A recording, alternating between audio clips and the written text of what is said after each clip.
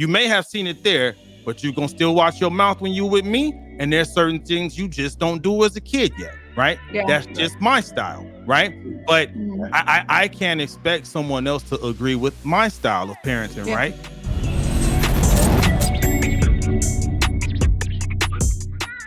All right, so this morning on the way into work, I was listening to one of those little second date updates as we were coming in, right? So here's the topic.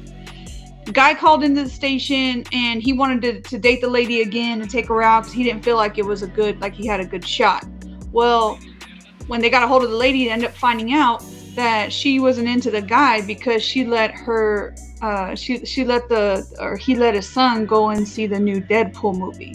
So my question is, for the parents, is the new Deadpool versus Wolverine movie appropriate, and at what age would you allow your kids to watch that? Because she was not trying to date that guy because her son can't go watch the movie, but this guy let his son go and do it, and so now her son's over here whining because they do baseball together and stuff, which is how they met. And so it brought up a big topic. Do you or do you not let your kids watch Deadpool versus Wolverine? Ooh, there's a couple of different topics going on there. Like, you hit us with one thing, but there's a couple of things. So which one do you want us to answer first? Like, what age is appropriate for Deadpool for kids, or what? Or do you not get to take a date because of your decision? As a parent. Yeah, I mean, like, what do you do? What do you do in that sense? Everybody got. Here's my take on it. So I think the root of it all comes down to different parenting styles, right? So I remember as a young parent, I learned that if you make a piece of candy a big deal, if you tell like a kid, no, don't eat that candy, now they really want to go eat that candy. They're like, why? They're very intrigued now. And Dr. Poole said PG-13, right? And this is rated R. Yeah. Deadpool is the R. It's the hard rated R. It's a hard rated R. These kids that he took to go see were like 9 and 10. No. They were real young. Yeah. Stuff. So. I think it differs. It differs. So I'm of I come from the cloth of I want you to be exposed because I'm gonna guide you to make sure you're aware of certain things. I need our kids to have some kind of like street smarts, right? And I'm gonna educate my kid to let them know, hey, some of this stuff is real, some of it is glamorized, and just you still a kid, you stay in your lane, right? I'll go hard. I got 2 pit bulls, which means you really gotta have some tenacity to be like, no. You may have seen it there, but you're gonna still watch your mouth when you with me, and there's certain things you just don't do as a kid yet, right? That's just my style, right? But I can't expect someone else to agree with my style of parenting, right? So that's just me. I would probably say 9. No, I think you said it perfectly. Yeah, it definitely just kind of boils down to your parenting style. You know, the movie is funny. There were some parts in it where like, okay, this is hilarious, but as a girl mom, like I don't think my girls would have been the least bit interested in it because they could tell you that's too much, that's over the top. Yeah. So Dr. Wu was saying that's too young to process mentally. I was just about to get into that. Bobby, I'll let you finish, and then I'm gonna go ahead and get into it. But I mean, obviously there are some scenes in there that were highly inappropriate for some kids. Now, I will say this, while we were in the theater, there was a grandma who was there. She's probably about 3 rows behind us, and she had taken her 2 grandsons. One of them had to be like 7 or 8. The other one might have been 10, maybe 11. I could hear her saying something about in the back, like not realizing that this wasn't a kid's movie. I think that when Disney took over Marvel, people kept thinking, oh, these family friendly like Marvel movies this whole time, this ain't Spider-Man, this ain't the Spideyverse now, what I mean? And I don't think she realized it, and I could hear her saying something in Spanish about how she didn't know that this was going to be like this, and I was like, adios mío.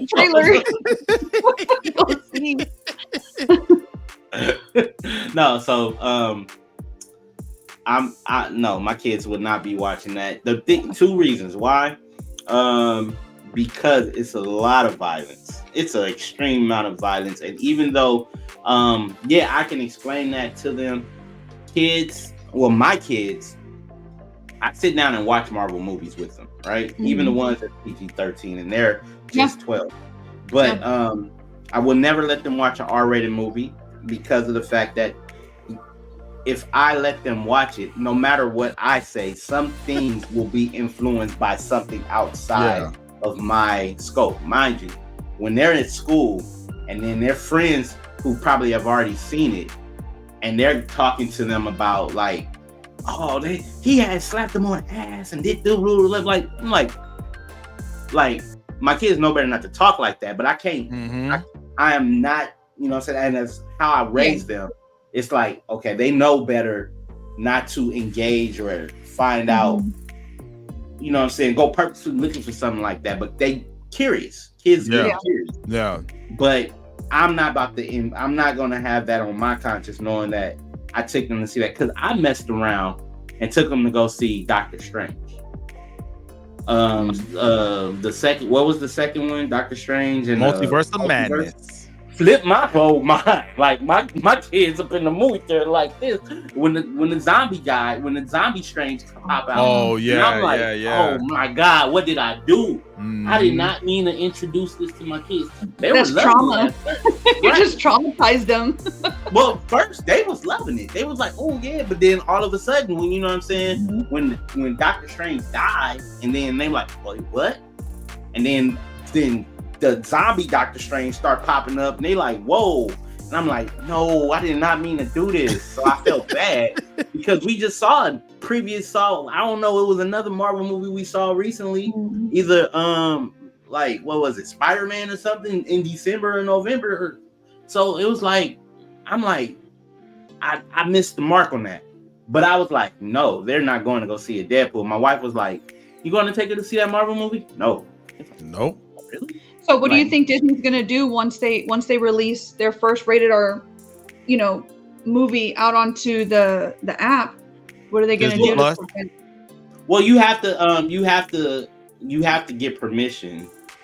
So that's what we were going to say, that they were going to put something on it to have to force parents to, I guess, put some sort of parental control on it. Right, because they can't. That works too. Yeah, that works. I got parental control on the Disney because I was actually trying to watch a movie one day and it wouldn't play, and I'm like, why won't this movie play? And then I messed around, and I think it's set by default, so I had to go change the parental control so I can watch the movie I want to watch. It's set by default. Set by default.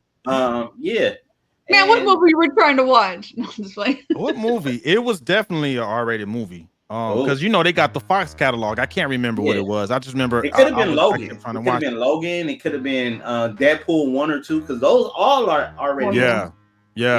But let's go deeper into this conversation. I understand the reason why the lady did not give him a second date. Yeah. But she should have at least gave him an explanation. Yeah.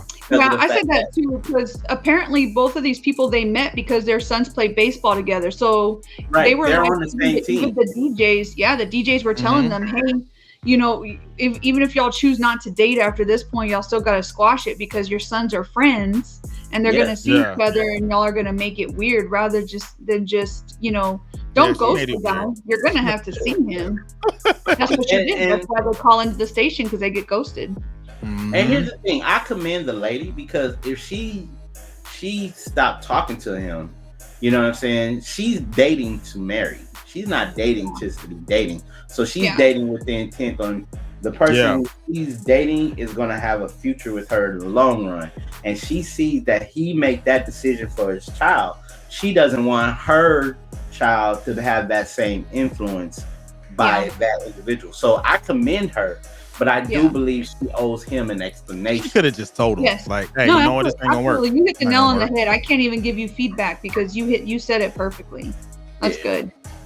But to kind of give context, I think the reason why I understand why she did it is what she didn't articulate, or what hasn't been articulated, that when you try to date someone with a different parenting belief or different beliefs on how to parent, it's very hard, man. It's because you got one person that grew up with a set of values, and then you're trying to mix and match that with someone else that came up with a different set of values.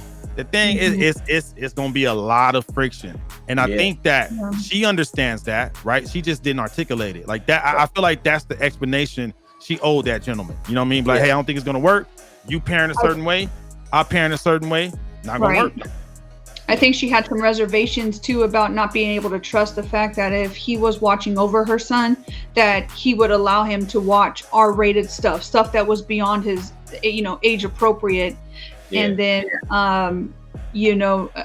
think that it's okay because it's obviously not. But those parenting styles, man. It's just different parenting style. Like I said, it's not okay to her. Like for me, 9-10 is okay with me. But again, I'm gonna be on my kids, on top of them, and I'm gonna make sure you straight. But I'm not even gonna open those doors. Just me. I'm not even gonna open that door. And that's just you. Like I'm saying, like it may not be okay to one person, but it may be okay to another person, and that's okay. Agree to disagree. And I think she agreed to disagree. She just didn't tell him. She should have told him. And here's the thing, that could be, and if that is the way that their first date went, and their first, because not only do you date them, but then there's the afterglow of the date. Like, how was the date? How was the communication? How did you get along? Do you see yourself vibing? All these things come into play after the date. I think she said the date was good, but it was after the date that the son was whining to her and saying how his whole life was unfair because Mr. Jeremy, the guy that she was, had a date with, let his son do this, but his life was unfair because he couldn't do it. And I think after that, she said the date was good, but I think after that was when she was like, okay, obviously I'm not going to be able to, see this relationship into the future because of that. But she should have absolutely addressed the situation versus trying to just stay quiet and not say nothing to the guy at all. I think that she absolutely owed him an explanation, not just in this case, but I think in any case. If you think the date was bad, just be honest, because the last thing you want to do, especially if someone catches feelings, that's hard to kind of reverse. You know what I mean? You start catching feelings for somebody, and then like you got to squash that immediately. Like, hey, I had fun, but it probably ain't going to go any further. You know what I mean? Right. Both ways, between men and women, because it's not always women. There's men who are like, nah, I'm just not feeling her. Especially after seeing women after a few drinks get put in them, they're like, nope. Whole other person just came out, and I don't want nothing to do with that. They've had women call the station too, be like, he's not calling me back and stuff, and that's one of the first things that they say. They said, nope, I don't even know who that woman was at the end of the night. And also too, I think the explanation is owed to the child too. Be like, look, Mr. Whatever has a different value set than we do. Our values will not allow me to let you go see that movie. What they do over there is what they do. You're not them. They're not like us. Yep. I see what you did. I'm with you, Corey. I'm with you. Exactly. Yeah. So, I get it. You know what I'm saying? I'm glad that I'm not in the dating ring. I'm glad. I'm like I said, August 19th will make his anniversary. Now that's a good way to end everything. So everyone who's tapped in with us, wish Corey happy anniversary. He won't be here next week. We actually have a guest. Happy anniversary, Corey. Happy anniversary.